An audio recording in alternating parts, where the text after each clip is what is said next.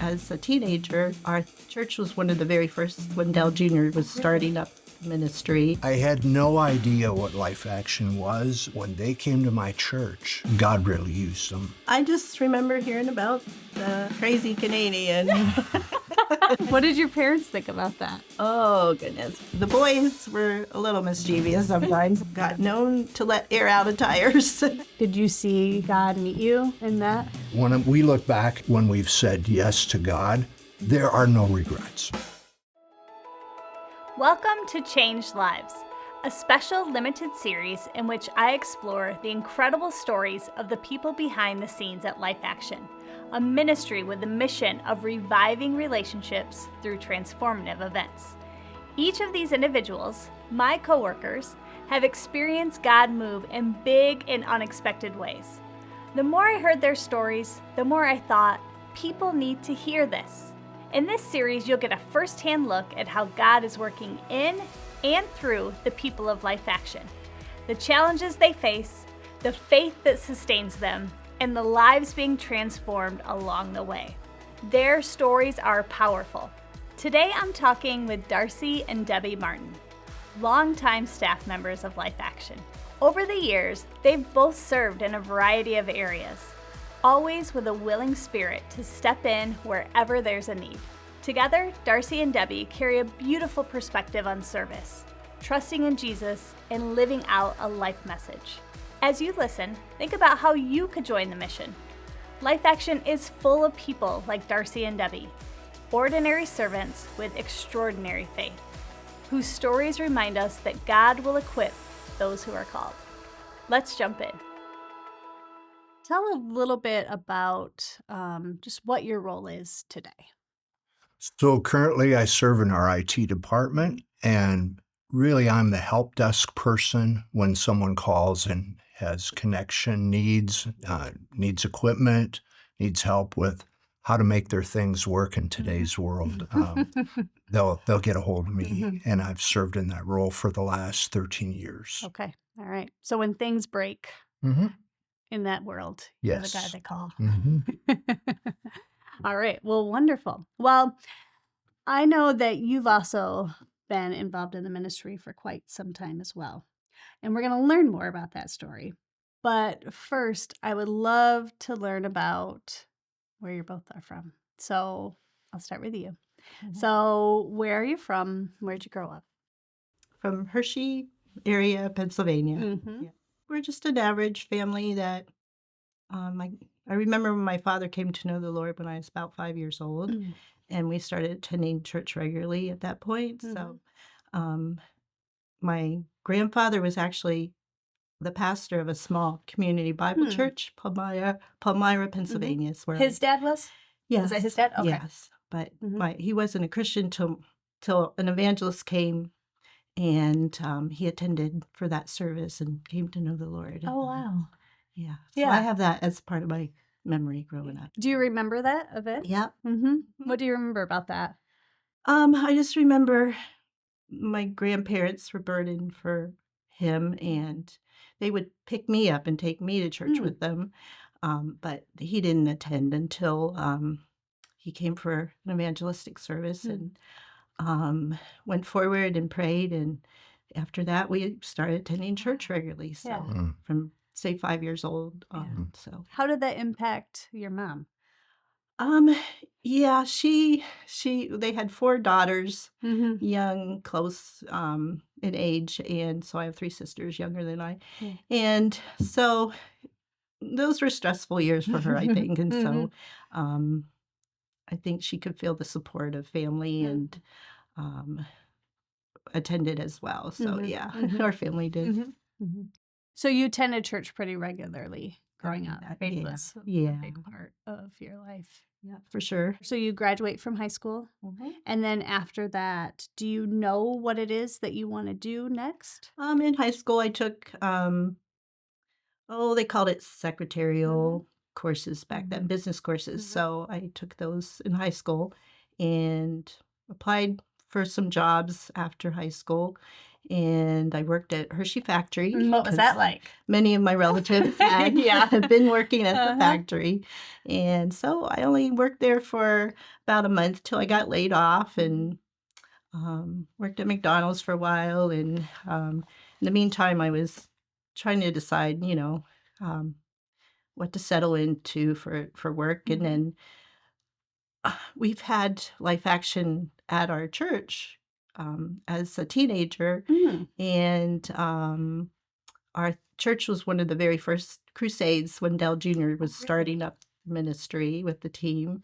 And so 2 or 3 times while I was growing up, they came to our church for services. So, um, that impacted my life because I wanted to follow the Lord's leading and, um, dedicate my life to him. And even Dell Jr. would take time with the teenagers back then to have a session of just talking to the teens. And um, so the Lord spoke to me through that as well. So we would get the newspaper from Life Action back then. It was called On the Move, and I'm like, well, maybe I should apply, and maybe they could use me at the office, or Sure. if I didn't travel on a team or something. So I applied, and they asked me to come and work in the office. So that's what I did. How old were you? Well, I graduated at 17, so I was 18. Okay. Yeah. So you applied and with the plans to come work at the headquarters at the office? Yeah. Yeah. And that's what you were hired to do? Yep. Yep. Did you have to raise support at that time to come? Yes, I did. Okay. Mhm. Okay. And so you plan on coming here to Michigan. Had you ever been in this area before? No. Okay. What did your parents think about that? Oh, goodness. Yeah, the first daughter to leave home. It was hard for them, I'm sure, Yeah. at the time, but they knew it was a good move for the family and for me. So Yeah. for Okay. him, for me, yeah. Great. And at Life Action is where you both meet? Mhm. Okay. So, all right, then I'm going to put a pin there and I'm going to swap over. You get a break for a minute. So, same question. Where are you from? What was life like growing up? Sure. I was born in Kitchener, Ontario, Canada. And the way that I got here was Life Action periodically came to Canada and did church events. Yeah. And we had a summit at my church that I attended at the time. And my father owned an excavating business. When you see a large excavator on the side of the road in big pipe, that's what I grew up around. That's what my dad did. So I would work for him in the summer when I'd be off of school. He sold that business when I was 17 years old. Okay. So I went to work in a factory welding car frames. And at the time, when I was working shift work, I was on the afternoon shift. And I knew this team was coming to my church, and all I knew about them was this team comes with a group of singers. I had no idea what Life Action was, but I later found out it's Life in Action. And when they came to my church, God really used them. 2 weeks prior to the team coming there, my foreman came to me at the factory, and I hadn't asked for time off or anything. And he said, for the next 2 weeks, you're going on day shift. So that meant I could go to the summit and be there. So that's that's where I'm from, and that's how I got to know about Life Action. And so growing up, was church a regular part of life? Were your parents Yes. believers? I was blessed to be raised in a Christian family, so I had a foundation of what it means to know Christ and ask him into your life and see him, send your life into the future with blessing. So I had that as a foundation, which I'm grateful for. And so Life Action did have a connection to Canada at that time. Yes. Do you know what that was all about? Was there somebody who was within the ministry that was from Canada? So at the time, they just decided that they would go to Canada because there had been interest expressed on behalf of some churches there. Okay. And the church I went to was one of them. Gotcha. And so when the team comes in, you have no idea what to expect, No. but you actually are able to be there. I'm And what able was to that be like? there. During a summit, the team members are assigned a target team in the youth ministry in our meetings. I got to know, he's actually the current pastor in Somerville, Dan Greger, a friend of mine, got to know him, and he just gave me something that I could anchor my life in by challenging me. Hmm. And he said, "So Darce, what do you want to do when you grow up?" Mhm. And I told him I'll probably just I thought I would be working in my dad's business and, be involved in his business, and then it sold. Mhm. And right now I'm working in a factory. I'm not sure what the future's going to look like. So he challenged me, why don't you go ahead and fill out this application to come to our summer camp at the time. Mhm. It was a youth camp. And that's how I got here, Hmm. was I applied to come to the camp. Mhm. And I served as a camp counselor the summer of 1978. 1978. Okay, what did your parents think about this team coming in, and then eventually you're gonna you're gonna go and join this? So it was a very positive Mhm. experience at our church with the team coming. Yeah. So my parents were in favor of it, Mhm. and it worked out, and they were happy. Okay. Mhm. So what was it like when you got to camp in little Southwest Michigan? It was a very busy, fruitful time. Mhm. You would have 15 kids in your cabin that Mhm. you were responsible for taking care of and helping them through camp during the week. But the times of activity were broke up just with times of learning as Yeah, well. sure. And so it was a real blessing. Yeah. It was a real blessing Yeah. to be there and just to see, how these kids were responding. Mhm. And that was Yeah. interesting. Yeah. Did you have an interest in mentoring these young kids? Is that something you thought So I you'd think like to it's do? something that God developed Mhm. through the summer. I really feel like it was a positive thing. Mhm. And so are you here at that time then? It's 1978, right? Yes. And you were here at that time? Mhm. Came a year before. A year before. So you had already been here for a year and you were working. Where was the office at that time? Westwind Apartments. It was in at Westwood Buchanan. Apartments. Yes. Mhm. The office was. Yes. I Mhm. didn't know that. Yep. And that was in 19. Okay, so was it just in like one of the rooms? In the It was in basement. the very back of the complex on the bottom Wow. floor. Okay. And is that where you lived too? Some of the road team families also had apartments Okay. there, and so we would live in their apartment while they were on the road. Oh, okay. Yeah. Did you live with other girls? Yeah. Okay. Mhm. Girls from And there. our Okay. single secretaries. Sure. All right. And so then how did you two meet?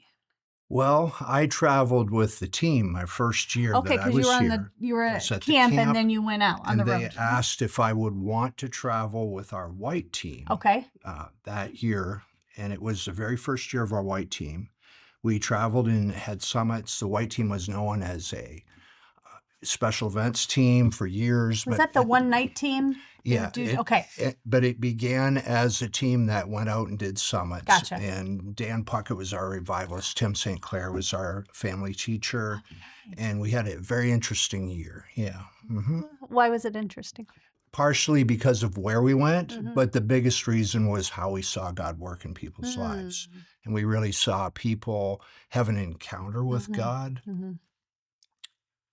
and an opportunity to say yes to God. Mhm. So you saw that in many of the places that you were. Yes. That probably had a pretty profound impact on It your did. spiritual journey. For sure. So you travel for a year. Mhm. You stayed in host homes. Stayed in host homes. Yeah. Did you like that? It was an opportunity to put yourself out there and really care about the Yeah. people that were having you. That's what we wanted to do because we realized when we were there and we were hearing life principles taught through God's word that these people were being impacted by that. And we wanted to come alongside them and encourage them to just let God work. And, they would tell us what's happening and just say yes to God.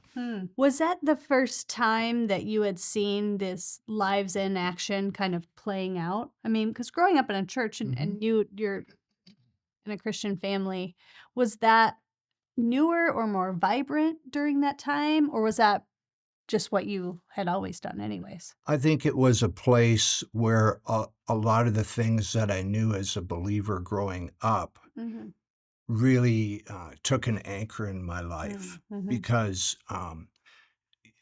Dell would teach us many things when we were young here in the ministry, and our core values, the message of the cross, just seeing that central focus on Jesus, understanding forgiveness and a clear conscience, and how important that is as we walk with God through life, living by faith, message, the message of a life's message, that became strong to me because I was around people that were living Jesus. Yeah.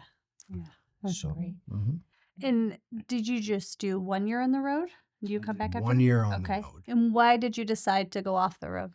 Because they had approached me and asked if I would take over the shipping in the mailroom as well as the maintenance. At that time, we didn't have a big maintenance staff, a lot less people than we have today. And so they would come and get me off the tractor from cutting grass and say, the UPS driver's here, he needs you to sign the books. So when you come off the road, is that when you two meet? Because now you're working back in the office. Yes, we had actually met even before I went on the road, but I didn't understand and know who I was meeting. And I'll explain that by going into the West Wind Apartments basement when I came to visit for a winter retreat at the camp. In the winter of 77, 78, I went to a conference that we held there, and I visited the office, and she was at the computer as a computer operator, and that's when we briefly met. Really? But we really didn't get to know one another until we were at our office on Morse Drive, our former Do you office. remember meeting him? No, no. No. What about the second time then? Tell me the story. I just remember hearing about the the crazy Canadian and seeing him at the camp with other team members, and Why was he called the crazy Canadian? I'm not totally sure since I didn't travel with the team, but I was not known crazy in a bad as way. No. partially because nobody really knew a Canadian. and I Exactly. think I was different Thought to he was them. a little and- wild, maybe. I don't know. So then how do you meet and how do you Oh, start taking an interest? we were both working at headquarters then, and so there were quite a few single ladies doing the office work, and a great team of gals, um, and there was a handful of guys. So they would join us at the girls' house for dinner because we cooked dinner for them, take turns doing cooking duty and cleaning up, and so they were there for dinner, and so we just got to know each other as friends, and so I guess I was there for 3 years before we actually started Oh, you dating. were? Yeah. Okay. Okay. And who liked who first? Well, he likes to tell the story that Oh, I want to he'd hear be the I'd story. be looking out the window at my computer keyboard. All I was doing, I was not a programmer or anything like that. I was Sure. just entering data. That was my job. Mhm. And so look out the window, seeing him driving the tractor out, mowing lawn, and that sort of thing. So yeah, we just got to know each other as friends till he approached me about going out on a date. So Where did you go on your first date? So we went on our first date to a restaurant in Niles that burned down. It Oh, was called the wow. Bonanza, and it was a Ponderosa type Yeah. restaurant, Mr. B's. I think. and it's no Okay. longer in existence. But that's where we went on our first date. Uh-huh. And did you know right away that you were We didn't know right away. I think she knew before I did. And it took me a while. Like, I was always attracted to her spirit. She just had this gentle, quiet spirit that was really kind. And I liked that. Yeah. And then she went home on vacation for the summer. And she was there for like a couple weeks and came back. And she had a tan and a beautiful yellow dress on. And that was it. That was it. And so how long do you date before you ask her to marry you? It was, close to a year before we got married after we started dating, maybe a little longer. Yeah. I went home for a season to help my father, who had a car accident, do some deliveries for his business until he could recover. I see. And we were engaged the winter of 81, December of 81, on Christmas Eve. Christmas Eve, 81. Okay. And then where you didn't get married here though, didn't you go back home to Mhm. Pennsylvania. To get Pennsylvania. married? Yeah. Mhm.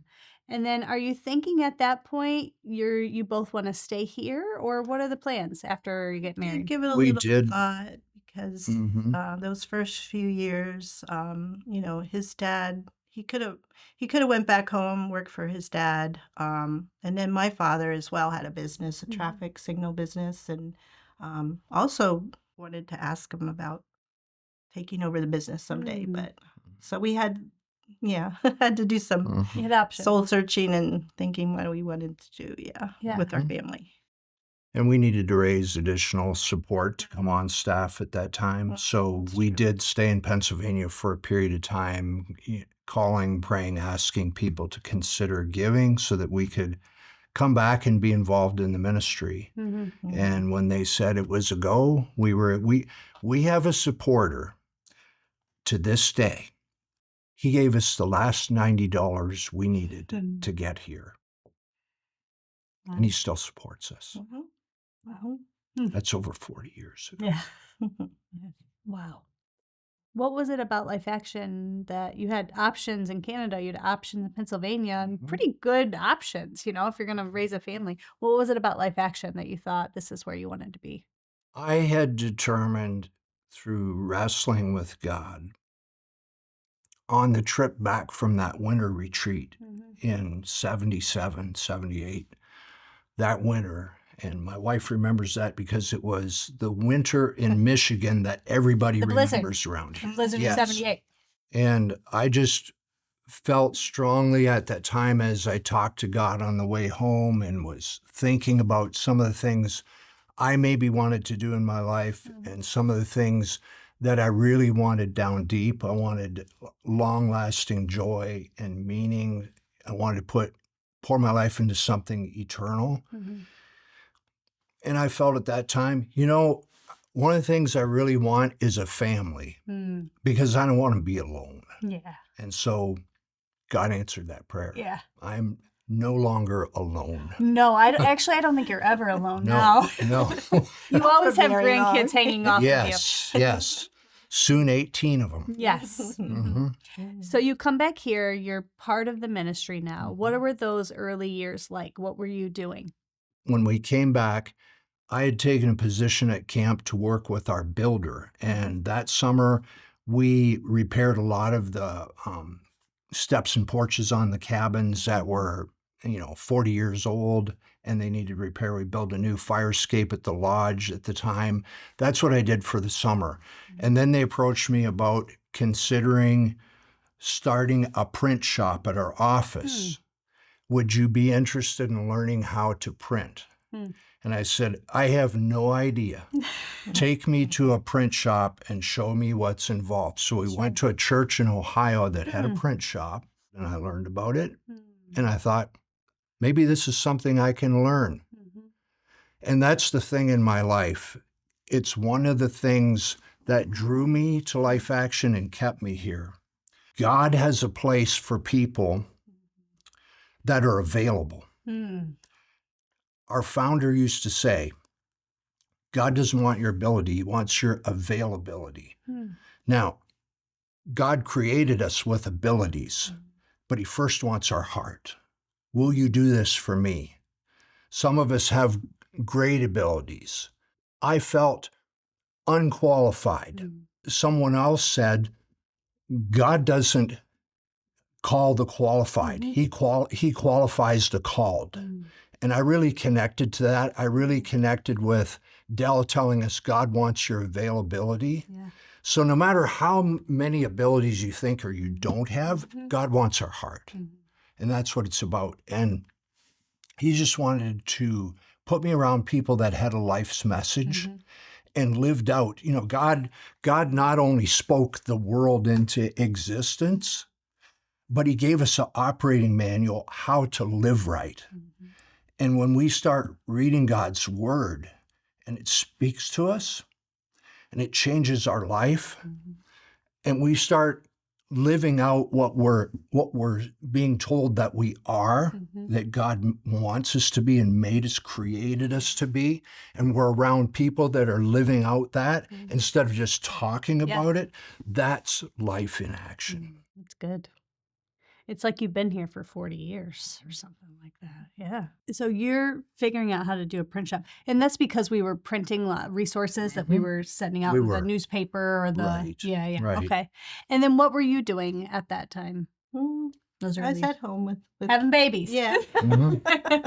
Yeah. Uh-huh. Mm-hmm. We lived at the camp for a while with the older ones. Yes. The first few years, and they loved it. At some point, we did move to Niles and Yeah. the house that we're still living there. Yeah. So tell me about those early years, though, living at the camp. You had 3 boys Yeah. first, right? Yeah. Pretty closely together. And they grew up on that camp. They grew up with the Canfield kids. Great place for a family. Great place. Yeah. Yeah. Just memories of them just running around. And at that time, had it transitioned to family camp yet? Or was it still youth Oh camp? boy. They had horses at Mhm. first, so I think they were. It was around that time. During they that were transition time. Yeah. Okay. Getting close to Okay. that. Yeah. And the boys probably felt like they had acres and acres to roam. That was their own. They Yeah. did. They'd ride their bikes Mhm. when there's no camp going on off Mhm. season, so they could ride the bikes on the Mhm. roads. They were dirt roads back then, and Mhm. turn to mud at times, and memories of that. But the boys were a little mischievous sometimes. They got known to let air out of tires. Yes, that's one of my favorite Oh, stories boy. of Mhm. one of the boys who I Well, it's later 2 married. of them. Yeah, it Two was of the 2 boys. of them. It was a Yes, it was Dave as well as Derek. Yes, and they had gone around to all the semi trucks and let the air out of the tires. Yes. Somewhat. Yeah, and Dave said it was because they liked the sound of the hiss. That's what he said That's when what he I said. asked, why do you keep doing this? Because I like the sound. So then what was the punishment? My friend Dan Greger, who lived across the road from us, said, Darce, go get an air pump and make them pump the tires back up with a bicycle pump. And that worked. They quit. They quit doing it. They quit doing it. Gave Dan Puckett a break, not having to check the tires. Yeah, well, I know that Debbie and Steve, they talk about how, the Martin boys would come down and wait for their kids to be done with dinner, but they had a big picture window, so they'd be sitting down at dinner, and the Martin boys would be looking in the window waiting for their kids to get done with dinner, and then they could all go outside and play. So They'd go knock on Nancy DeMoss's trailer door sometimes. And Squirt her with the water gun. squirter with water. So it just sounds like such a fun time growing up on the camp and being a Yes. part of Life Action. And then eventually you do decide to move to Niles and leave the camp. And you had a couple other children Mhm. at that Yeah, time. the After 2 that, youngest, the yeah. 2 youngest. And so what was life like raising a family throughout those 2 decades and working with Life Action? Because it seems to be a unique, it's not just going to a job, right? And so what was that like? It was, I would say, the greatest place you could raise a family, not just because of the organization, but because of the way people were living, the way that the community was raising their families, and you felt like you were on a team, that you had support, you were heading in the same direction. Yeah. You wanted to raise up godly seed. You wanted to point your kids to things that had eternal value. So when they lived out their lives, they're living life like God designed them to be. So that's what was great about it. Yeah, because it was helpful to do that in community because your kids were around. Right. Made connections with the friends with the other kids and lifelong friendships, I think. Yeah. And at some point, you start working in the scheduling department. Yes. Yeah. After the print shop, we had that print shop for about 11 years. Things were changing in the printing industry. Some of it was regulations with some of the chemicals used and the size of our organization and the printing that we were having done outside by vendors who really were professional printing shops that did our publications. I was printing our handouts that we would give in our summits for materials that's now in a notebook that the team would teach when we were there. And I also would print in the early years the materials for Nancy's ladies' conferences before Revive Our Hearts existed. And that's what the print shop was. And we felt through our relations that we had with other vendors that we could get that work done. So then they wanted me to pray about doing something different.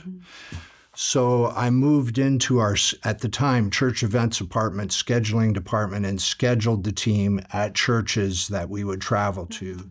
Was on the phone with pastors and connecting them to dates and events, just trying to answer questions, logistics, and help the team get there and do what God put them out there to do. So those were good years. Yeah, you a liked lot that of good role? years. Yeah. What did you like about it? I liked the relationships that we had built as a ministry across the country. And trust is something that's not talked. It's not earned by talking about it. It's earned by the way you live. And they trusted us because of the way our teams and the people on the teams lived. And when they lived that message of Jesus in front of them and became that to their church, and just God met them where they were at and began working in their lives and changing them and transforming them. And, through the messages and God's word, just giving them an opportunity to be confronted with the truth and be able to say yes to God. Yeah. That's what he wants. He wants our hearts. That's what's at the bottom of it. The way you talk about it, it seems like there's such a relational component, not only with living in community here, but relational connections with the churches out there. Because we're largely dependent on churches inviting us. Right.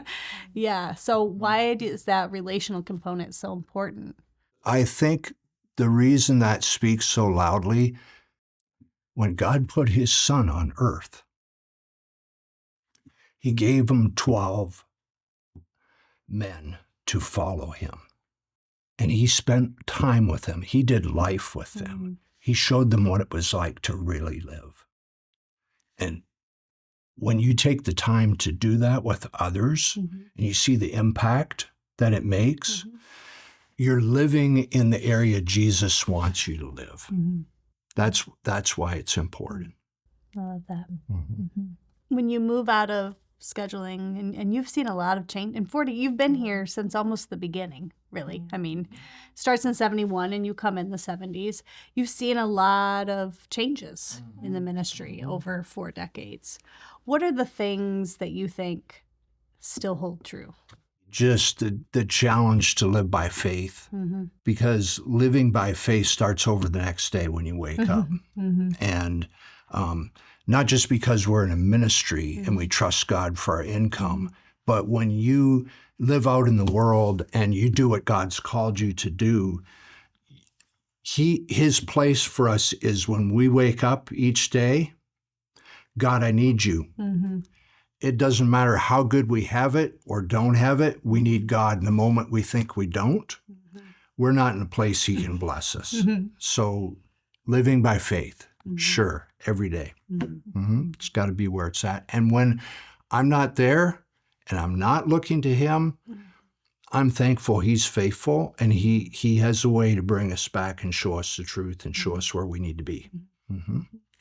And as the wife of someone who's serving in Life Action, you kind of serve together still, even while you're at home raising 6 children. So what has the experience been like for you? I knew he was doing what God wanted him to do, and that was important because I wanted children to grow up with the impact of people around them that the ministry taught, and they had opportunities, through the revival weeks in summer and their friends, and I just knew it was the right place that God wanted us to be, and he would make it clear if it was time to move on to something else. So I had peace and contentment with that. And so through the ups and downs, and there were hard times financially, with this having a larger family. There were a few times where we'd have to pray through situations and Because living on support, yeah, right? yeah, yeah. God was faithful and met those needs, specific needs. Yeah. There was one time my grandmother, who was now widowed, I don't know if she picked up on one of my notes or something that, I don't know, it was a little bit hard time, and they wanted to do what they could to encourage us at times. But I guess God laid it on her heart to send a larger amount of money that she was able to do. And so I'm like, well, I guess that was what God intended, was to meet that need, so we were just grateful for just the different times God provided. Yeah. Yeah. And even, during Dave's accident, like, did you see God meet you in that? Boy, that was a tough time. Yeah. That was when Dell Jr. was also sick with his cancer, and the ministry just as a whole was going through a rough season. And when we were still living at the camp, our second oldest, which is Stacy's husband, Dave, now, when he was 4 years old, I showed him how to make a bow and arrow just with a string and a stick. So he wanted to make one for his brother who was at school.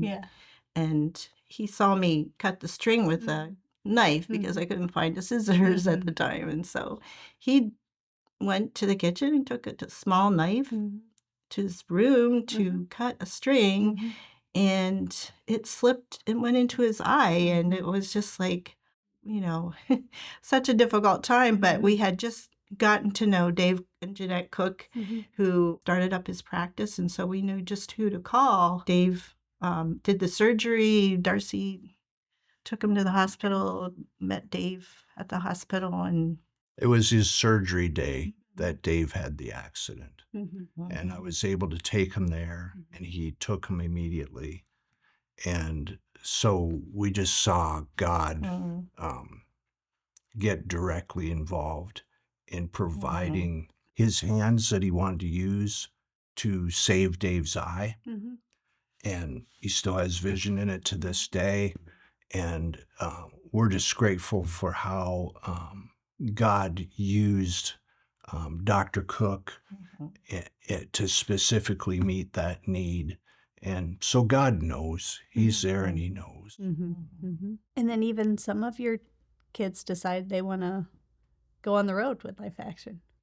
Yes. We did have two of them traveled for 1 or 2 years. Derek did one, Darren at least one.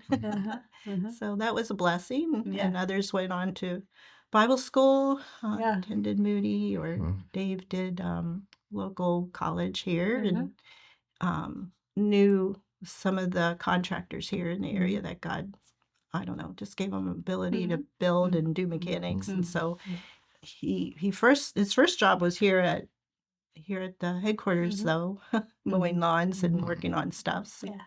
Yeah, all your kids seem to have been impacted by Life Action in different ways and are still walking with the Lord. And thank the Lord. giving you lots of grandbabies. Yes. lots of grandbabies. Yeah. So when you think about your time here, because you're, again, just an example of God opening doors and you stepping through them and just being faithful to be available and working in IT and learning all about that. Just been such an instrumental part of like the backbone, of the ministry. What has God taught both of you while you've served here? So has he taught you about yourself or even your marriage or? If I could kind of circle it, probably the biggest thing would be surrender. The ability, and it, of course, God draws us to himself, but he uses his voice, his spirit, and his word in drawing us to make a decision of our will and to say yes to him.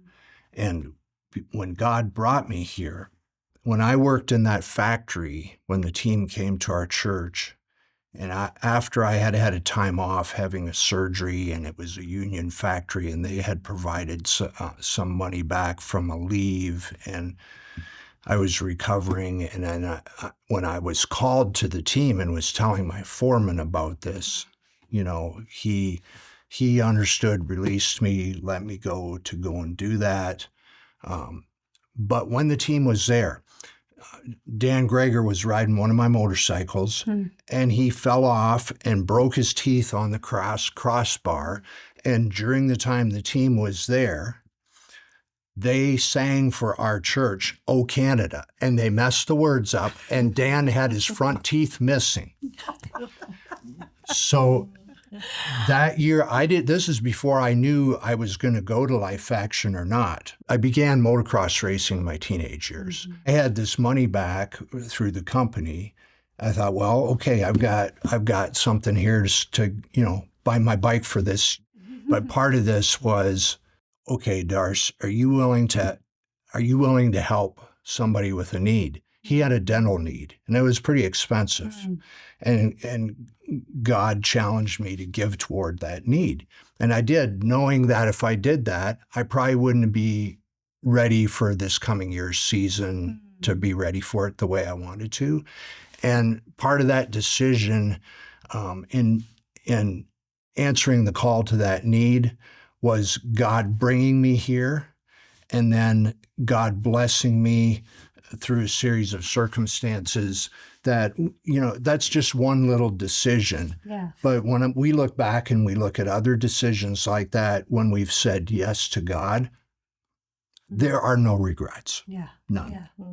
And there's almost a sense of it feeling sacrificial, right? But it's a good thing, right? Yeah, but in comparison, right.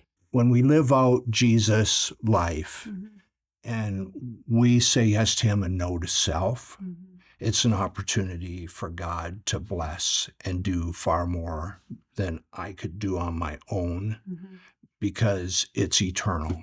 It goes on and it's lasting. So the greatest things on earth that we have that God says are the most important and valuable things, the word of the Lord endures forever, and the people that he's put around us, they're eternal. And in that way, God has richly blessed us. Like we said, we're never alone. We're never alone. I love that. Yeah. How about you? I think it was trusting the Lord through difficult circumstances that I can trust him. I need to seek him and just believe, he'll walk me through it, even through your darkest days. God is good and close, and even if there's silence, just walk by faith and do what he's calling you to do. And your seasons of hard things don't last forever. Just like the seasons of winter, we wouldn't enjoy or realize just the blessing of the good times if we didn't have those dark times of walking through trusting the Lord. And I'm just grateful that God's been faithful. I can trust him with my future. And Yeah. There's something about having a history with God that makes you have the confidence of the future. Yeah, that's great. Years from now, when you look back on your time here, but on your lives, what do you hope, what do you pray that your legacy is? What we leave behind and our family, we want for their story to be, they gave their lives to what God says it has the most value, and that's eternity. They gave their lives to the gifts that go on forever, not for what they can just gain while they're here and now. Because Heaven and eternity is a real place. It's not a dream. It's a real place. And it's where we're going to spend forever. And why not put your investment into that place than the place that lasts 70, 80 years? Yeah. Yeah. I told somebody not long ago, when you get to this age and you look back, it's like, well, I know what God's purpose was for me is to be a caregiver. Oh, Because, is that what you? yeah, because, Yeah. raising the kids. And then for 10 years, I took care of Dave Cook's mother. So I was able to give back to their family. Yeah. And it was a paid job. But Yeah. so, yeah, I was a caregiver for her. And that was a blessing. And now I'm back to taking care of grandkids. So that's great. Yeah.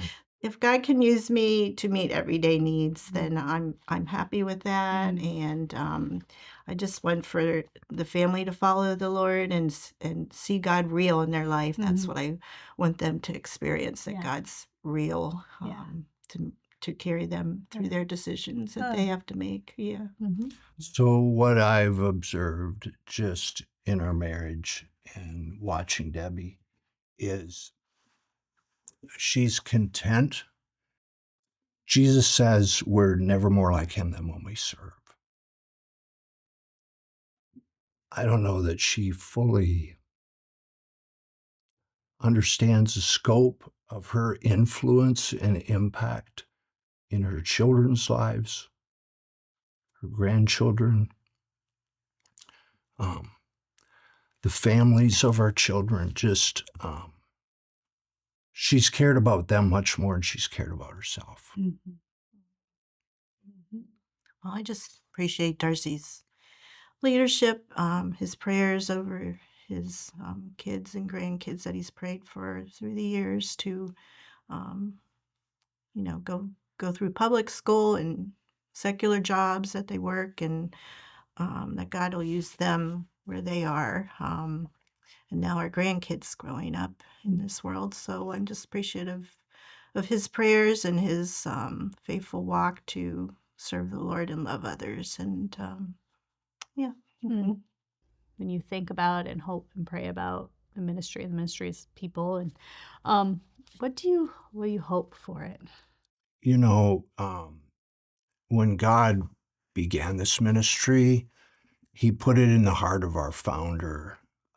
It was a vision and it was a dream. If only my church could come back to the way that I really wanted them to live. If only that they could be reborn with new life and come back to my plan.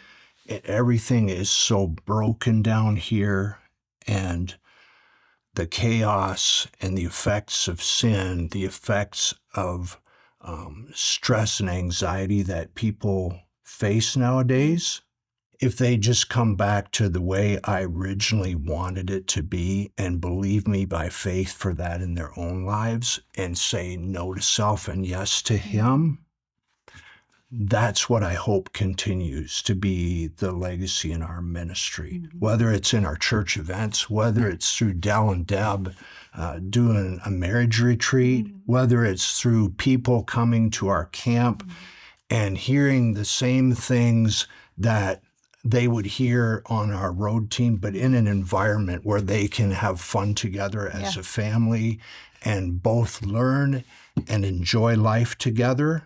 There's people today that are serving the Lord around the world that they point back to a time in their lives when they met with God in a Life Action Summit. It's true.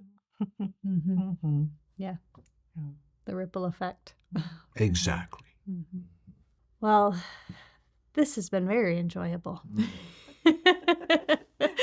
I get the privilege of being a part of your family.